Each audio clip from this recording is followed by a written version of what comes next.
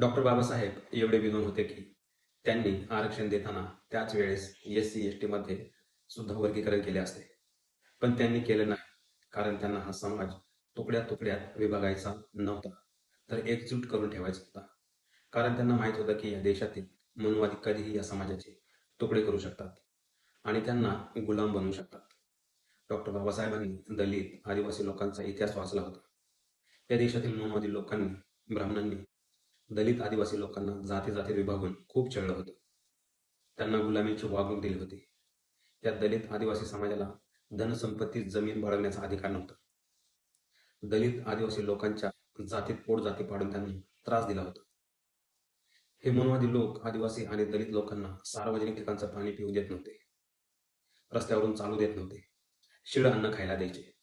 या मनुवादी लोकांनी दलित आणि आदिवासी लोकांचे जनावरांपेक्षा बेकार हाल केले होते आणि याचं कारण होतं जाती, पोट जाती.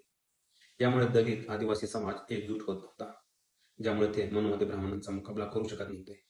अशी वेळ पुन्हा SC ST समाजावर येऊ नये म्हणून डॉक्टर बाबासाहेबांनी संविधान लिहिताना आरक्षणात SC ST चे वर्ग तयार करून वेगवेगळ्या जातींना त्या वर्गात टाकून तो SC ST चा मोठा वर्ग, पॉवरफुल आणि एकजूट वर्ग तयार केला.